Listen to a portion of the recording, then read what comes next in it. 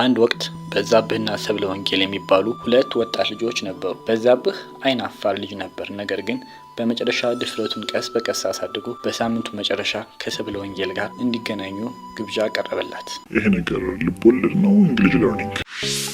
ሄሎ ኤቭሪዋን ኤንድ ዌልካም ባክ። ለምን ፈረንጅ አጠብስም? ወይም የምታወራት ልጅ እንግሊዘኛ እያበዛች ነፍስን አስጨነቅቻት አይደል? አሊያም እንዲሁ እንግሊዘኛችሁን ለማሻሻል ከፈለጋችሁ ቆዩ፣ መፍትሄ አለ። በዚህ ቪዲዮ ማወቅ ያለባችሁን ወሳኝ የፍቅር ቃላቶች፣ ሐረጎች፣ አነጋገሮች ታገኛላችሁ። እስከ መጨረሻው አብራችሁን ቆዩ። ራይስ ዳይቪንግ። ብቻ እንደ ብሮህ ቁጭ ብለህ ሳለ የሆነች ቆንጆ ልጅ ታያለህ። ከዛ ወዲያውኑ የማናገር ሀሳብ መጣልና አልተናገር ስትሄድ የምትጠቀመው ንግግር ፒክአፕ ላይን። ለመጀመሪያ ጊዜ ንግግር ለመጀመር ስትፈልግ የምትጠቀመው ቃል ነው፣ ወይም ደግሞ እንደ ኮምፕሊመንት እንዳድንቆ ሊሆን ይችላል። ለምሳሌ is your name ዋይፋይ ነው ስምሽ? what do you mean ማለት ነው። because I'm really feeling a connection ኮኔክት የማድረግ ስሜት እየተሰማኝ ነው። ዋይፋይ ኮኔክት ያደርጋል። ልክ እንደዛ ማለት ነው። ያው ቀልድ ነው፣ ግን በቀልድ ለመጀመር ማለት ነው። ከዛ ከተመቻት ትላለች። የቃል የተደጋገመባት ከሆነችና የተሰላችች ከሆነች don't spite game with me by the way that's cliché style ልትል ትችላለች። spite game ማለት መጀናጀን ማለት ነው። ክሊሼ ማለት ደግሞ አሰልቺ ወይም ለዘው የተሟጠጠ አባባል ማለት ነው። ስቴል በሚል መተካትም ይቻላል። ተመሳሳይ ነው። እናንተም እዚህ ጋር ብታቆም ይሻላል። ነገር ግን ተሽከረም የምችል ደግሞ how about get to know each other ስላታለህ። ብንተዋወቅ ምን ይመስልሻል? ይችም ጠቃሚ አገላለጽ ናት። ከዛ ችግር የለም ምናምን ብላ ተዋወቃችሁ እያወራችሁ ምናምን ሳለ what's your type ካለች ወይም ምን አይነት ሰው የምትመርጥ ማለት ነው። I prefer ብለህ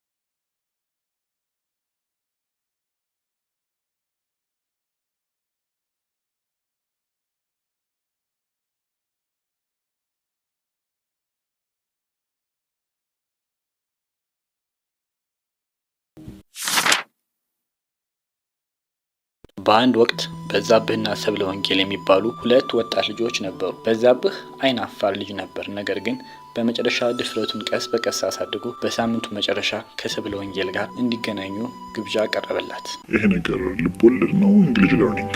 ታሪኩን እንቀጥልበታለን። ነገር ግን ወሳኝ አረፍተ ነገሮችን እያወጣን እንቀጥል።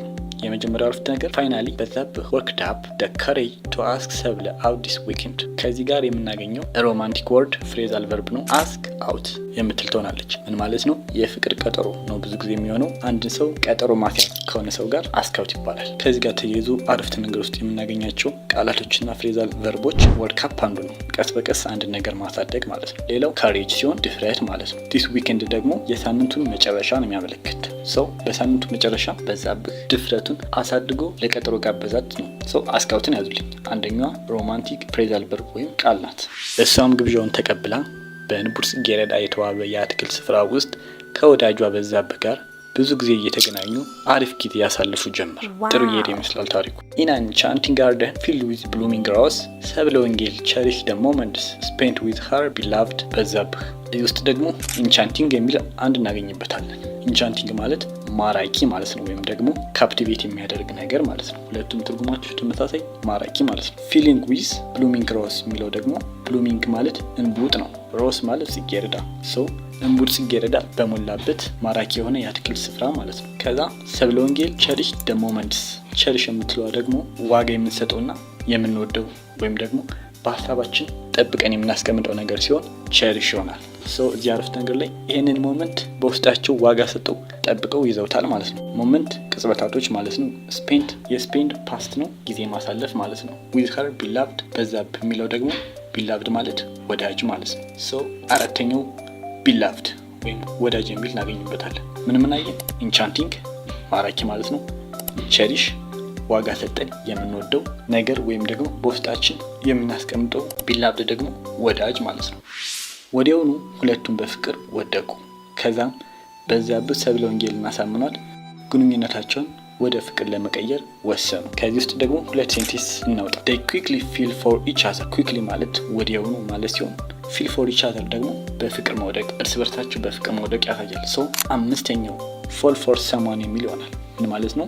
በፍቅር መውደቅ ማለት ነው። በቃ ባጭሩ ከታሪኩ የምናወጣው ሁለተኛው ሴንቴንስ ደግሞ after months of flirting they decided to get together። ፍለርቲንግ ማለት መጀናጀን፣ መዳራት ምናምን ሊሆን ይችላል። ሶ they decided to get together። ሰባተኛ ሮማንቲክ ፍሬዛል ቨርብ ናት።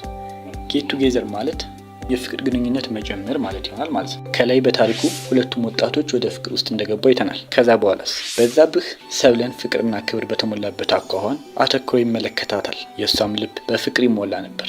ነገር ግን ለሚጠይቃቸው ሰዎች እንደ ወንድምና እህት ብቻ ነን ቢሉም አይኖቻቸው እርስ በርስ እየተጋጩ ፍቅር ውስጥ መሆናቸውን ይመሰክሩባቸው ነበር። ሁለት አረፍተ ነገሮች እናውጣ ከዚህ ውስጥ። በዛብህ gazed at ሰብለ with adoration her heart swelled with love።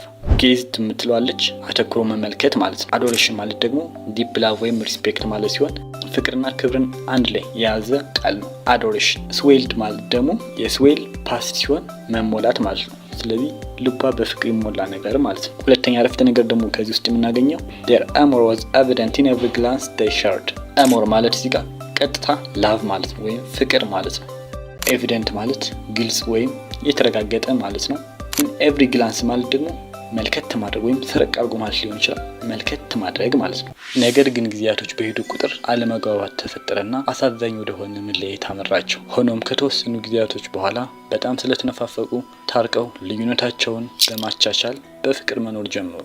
ፍቅራቸውም እንደገና ፈካ። ዋው ደስ ይላል። ኤኒሃው ማወቅ ያለብን ጠቃሚ ቃላቶችን እንይ። As time passed, misunderstanding happened and it leads to painful breakup። misunderstanding ማለት አለመግባባት ሲሆን happened ደግሞ ያው ተፈጠረ ማለት ነው። ሶ ጊዜያቶች በሄዱ ቁጥር አለመግባባት ተፈጠረና ብሬክአፕ መራቸው ማለት ነው። ሶ ብሬክአፕ ማለት እዚህ ጋር ፍቅረኛሞች ሲለያዩ የምንጠቀመው ቃል ነው። ብሬክአፕ ይባላል። ሌላ አረፍተ ነገር after some time apart they decided to make up and rekindle their love። make up ማለት መታረቅ ማለት ነው። ለማጠቃለል ያህል ask out, enchanting, cherish, beloved, fall for someone, get together, flirt, adoration, amour, break up, make up። በማስታወሻ ጽፋችሁ ደጋግማችሁ ተለማመዷቸው። Thanks for your attention. See you next time. Bye bye.